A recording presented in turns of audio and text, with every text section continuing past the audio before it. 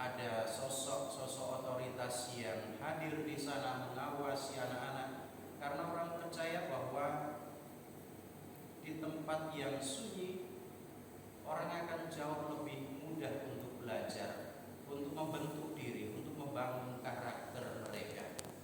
Tetapi dalam perjalanan berikutnya, kalau kita melihat kemudian bergeser, orang kemudian berpikir bahwa pendidikan, bahwa sekolah-sekolah itu harus berkaitan dengan hal-hal praktis kehidupan, dekat dengan masyarakat. Maka kalau mulanya dalam konsep biara ini moralitas, kemudian karakter itu banyak ditekankan, kemudian mulai bergeser ke hal-hal yang praktis, bahwa pengetahuan yang dipelajari itu memang harus berkaitan dengan kehidupan sehari-hari. Maka mulai orang berpikir akan aspek ekonomi dari pendidikan, dari buah-buah pendidikan itu sendiri. Dan disinilah mulai tampak bahwa sekolah-sekolah dilaksanakan bukan lagi oleh lembaga-lembaga sosial, tetapi mulai dilaksanakan oleh pebisnis-pebisnis tertentu.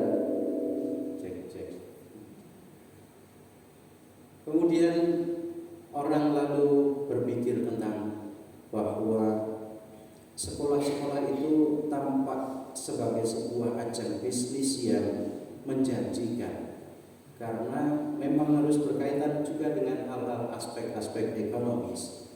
Maka pergeseran ini yang terjadi, kemudian orang-orang mulai berpikir bagaimana untuk bisa menghadirkan sekolah-sekolah yang unggul, yang punya daya saing dalam hal intelektualitas, juga dalam hal-hal yang lain yang bisa ditawarkan kepada masyarakat. Nah, kita tampaknya ada dalam situasi apakah kita melaksanakan pendidikan kita itu sebagai ajang bisnis saja, atau juga kita mau berpikir lebih.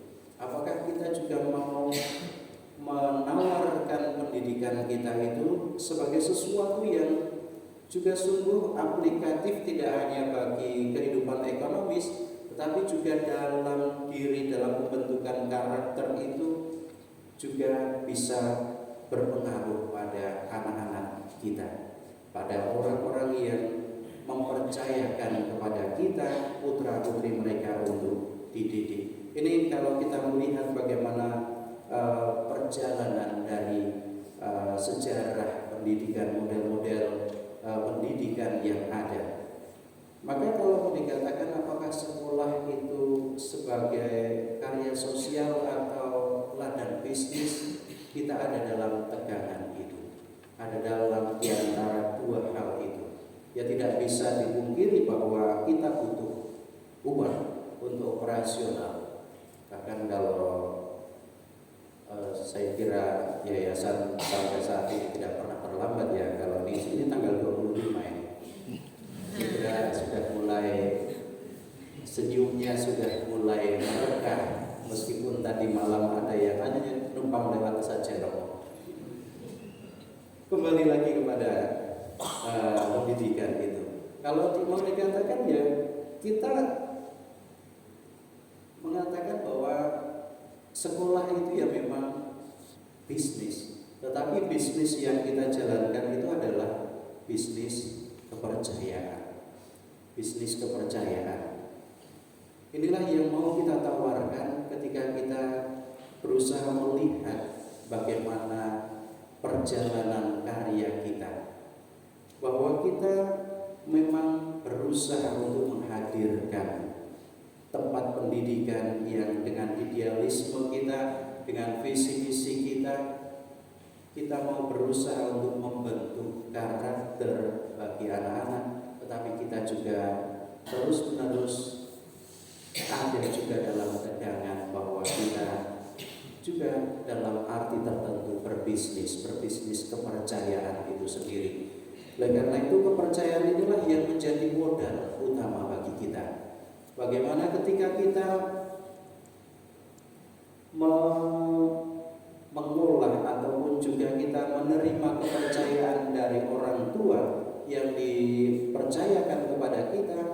disitulah kita akan semakin bisa mampu untuk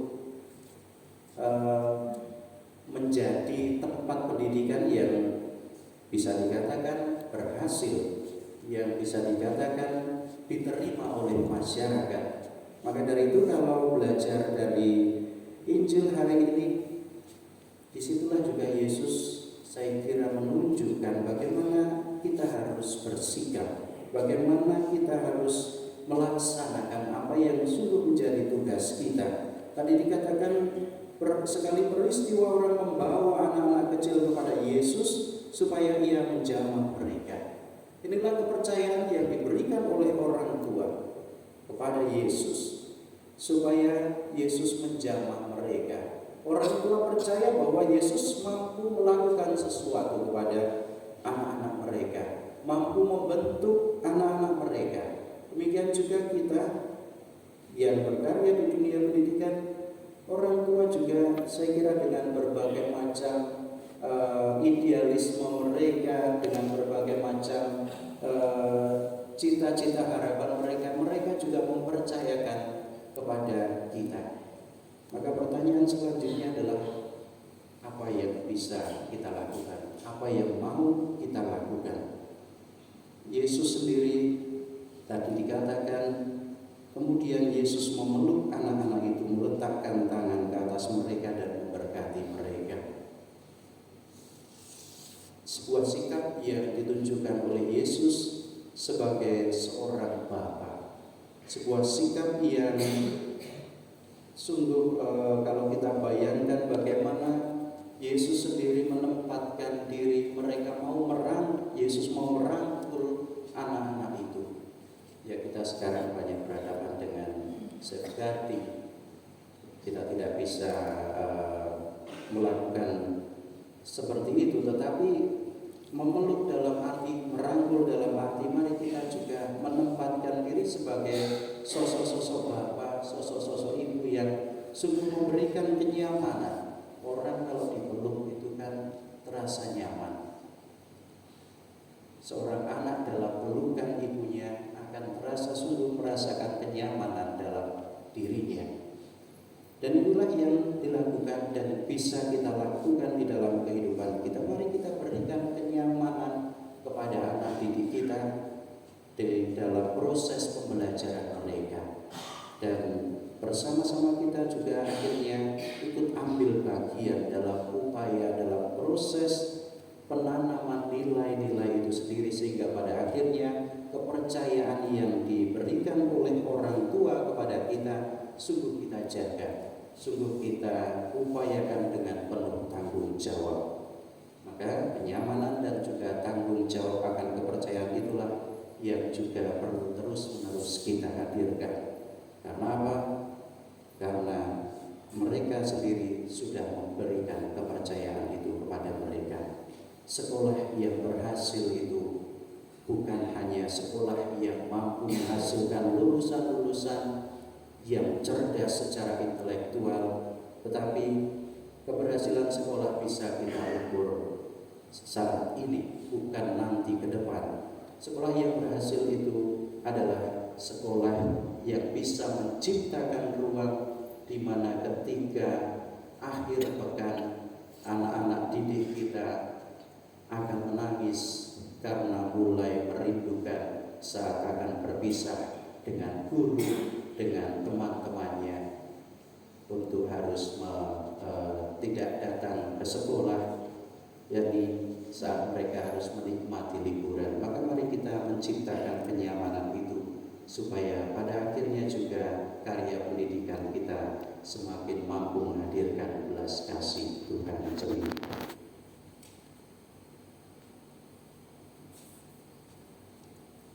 Ya Tuhan, semoga kami semakin mampu menciptakan tempat yang nyaman, yang baik bagi putra-putri yang Kau percayakan kepada kami. Dan semoga apa yang menjadi tugas kami sungguh kami laksanakan benar dengan penuh sukacita, sebagaimana Engkau sendiri menyambut anak-anak yang datang kepadamu dengan penuh belas kasih, merawat mereka, menegur mereka, memberikan tempat yang nyaman dan layak bagi mereka. Kami serahkan seluruh karya pelayanan baik kami ini ke dalam tangan-Mu dengan pengantaraan Kristus Tuhan kami. Amin.